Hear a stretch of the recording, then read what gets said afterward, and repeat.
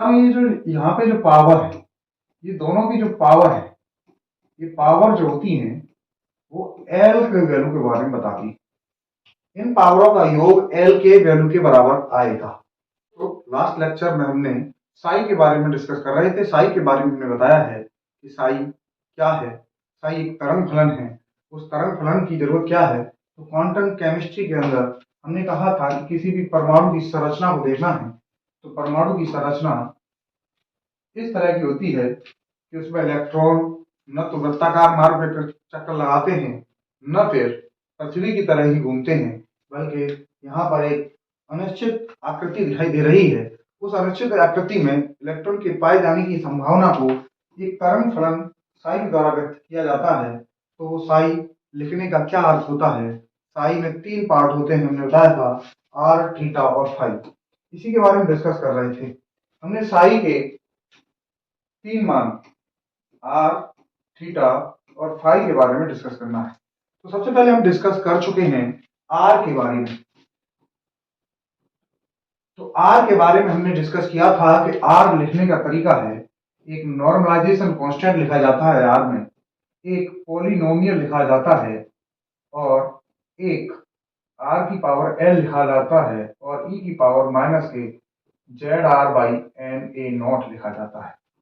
तो ये जो रेडियल पार्ट है इसको इस तरीके से लिखेंगे।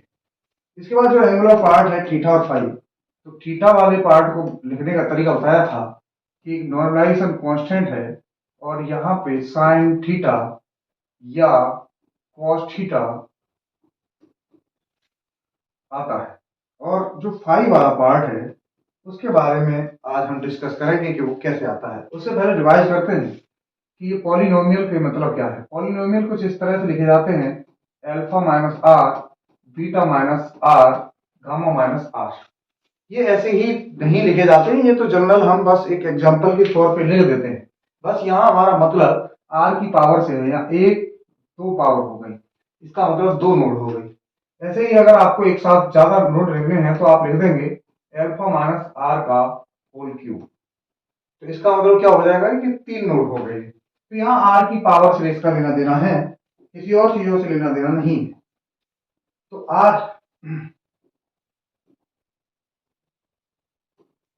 आर से इसका लेना देना है। तो आर की पावर अगर 3 है तो यह 3 रेडियल नोड है। अब यहाँ आर की पावर एल है, तो एल आप जानते ही हैं कि एक एस उपकोष के लिए एल बराबर 0 होता है, पी उपकोष के लिए एल बराबर 1 होता है, डी उपकोष के लिए एल बराबर 2 होता है और एफ उपकोष के लिए एल बराबर 3 होता है। यानी कि अगर आपको 1s के लिए लिखना है तो यहाँ आर की पावर 0 आएगी।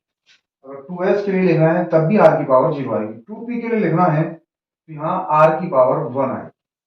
और यहाँ पॉलिनोमियल कितने आर की पावर लगेगी वो डिपेंड करता है n माइनस एल माइनस 1 के ऊपर। इसकी संख्या जितनी भी होगी एल्फा माइनस आर की power n minus L minus 1 होगी। यानी कि जितने भी ये आंसर आएगा वो एल्फा माइनस आर की पावर होगी n माइनस एल माइनस 1 के बराबर। इस तरीके से e की power Z are by L A naught. तो n की वैल्यू मुख्य क्वांटम संख्या पर निर्भर करती है जो यहाँ आगे लिखी होती है। तो यहाँ n बराबर 1 है तो यहाँ 1 लिख जाएगा। इसके बारे में हमने डिस्कस किया था लास्ट क्लास। अब हम थीटा के बारे में डिस्कस कर रहे हैं। थीटा में ये जो यहाँ पे जो पावर है, ये दोनों की जो पावर है, ये पावर जो होती है वो एल के वैल्यू के बारे में बताती है। इन पावरों का योग एल के वैल्यू के बराबर आएगा। अब इसका मतलब एस, अगर सबसेल की बात करें तो जहां एल बराबर 0 आता है वहां पर यहाँ न तो साइन आएगा न कॉस आएगा, क्योंकि एल का मान 0 है।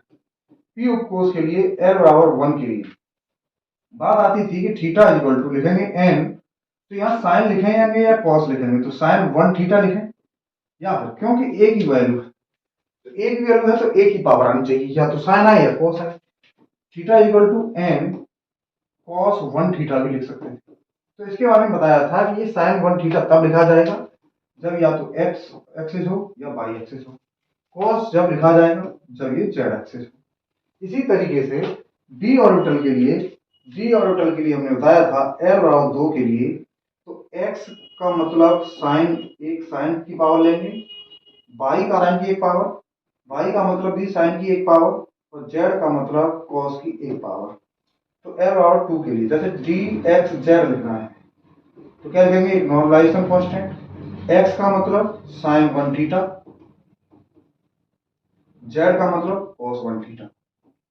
तो इस तरीके से हम थीटा वाला पार्ट भी लिखना सीख चुके हैं, आर वाला पार्ट भी लिखना चुके हैं, और अब हमारा लास्ट पार्ट है फाई। तो अभी डिस्कस करने वाले हैं कि फाई के बारे में, कि फाई कैसे लिखा जाता है।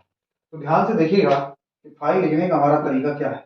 फाई लिखने का क्या तरीका है, तो फाई लिखने के लिए फिर से वही एक नॉर्मलाइजेशन कांस्टेंट, और यहाँ पर e की पावर आइटा फाई आएगा, ई आई फाई। जो मैथमेटिक्स वाले स्टूडेंट होंगे वो ये जानते होंगे कि ये आई क्या है।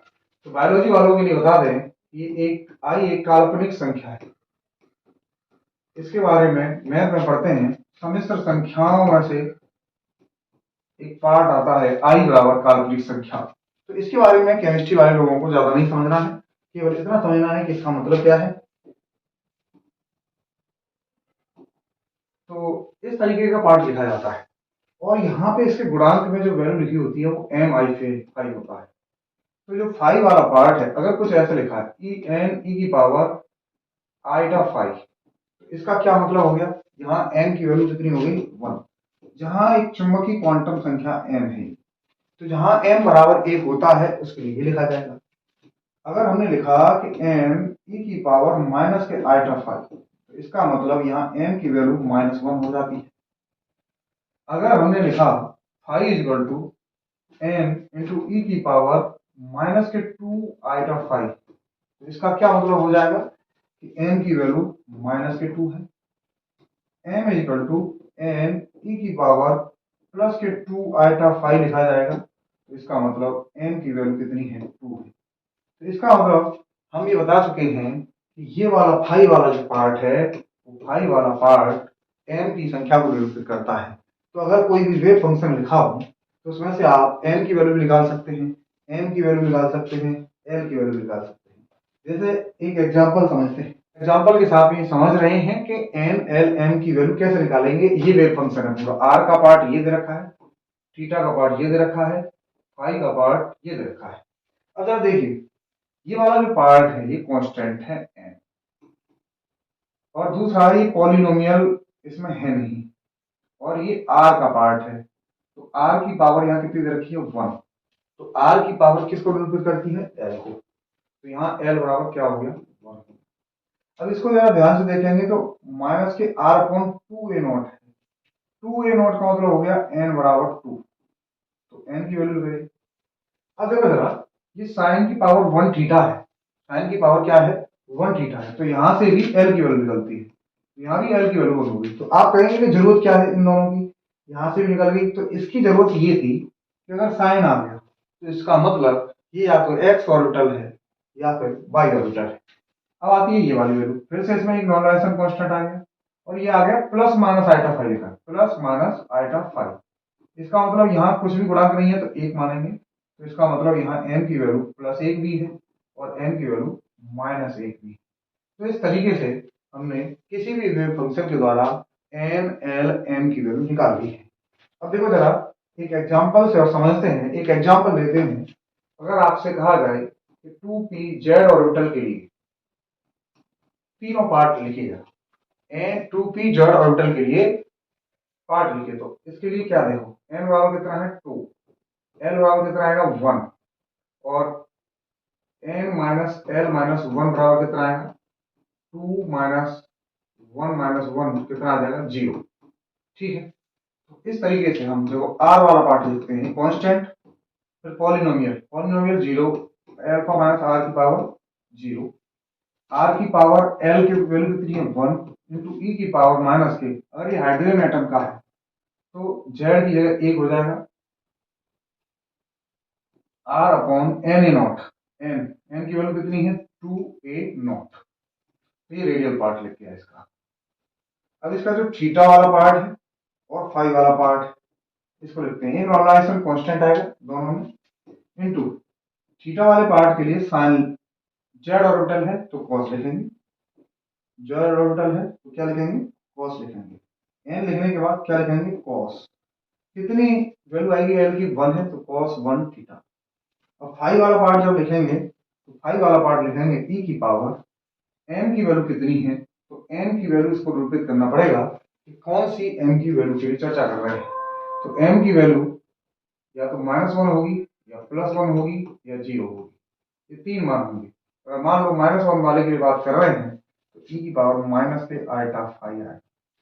अगर +1 वाले की बात कर रहे हैं तो ऐसे लिखेंगे cos 1 थीटा और ई की पावर प्लस के आई फाई। और 0 वाले की बात कर रहे हैं तो n cos 1 थीटा लिख के छोड़ दिया जाए। तो इन तीन संख्याओं के बारे में इसका मतलब हम उल्टा लेके चले। अब ये कहीं लिखा हो तो इससे हमने 3 वैल्यू निकाली, n, l और m की। इन्हीं को लोग क्वांटम संख्या के नाम से जानने लगे और क्वांटम संख्या वही है जो इलेक्ट्रॉन के पाए जाने की संभावना के बारे में बताती है। तो दोस्तों हमने इस बहुत महत्वपूर्ण पार्ट को हमने सॉल्व कर लिया है। किसी भी ऑब्जेक्टिव क्वेश्चन में, जहां तक कि नेट के पेपर में भी और जैम के पेपर में भी ये क्वेश्चन बार बार पूछे जाते हैं, नेट और जैम के लिए। अब यूनिवर्सिटी के एग्जाम में भी ये सिंपल क्वेश्चन है तो आसानी से पूछे जा सकते हैं। अब हम नेक्स्ट क्लास के अंदर ग्राफिकल रिप्रेजेंटेशन पढ़ेंगे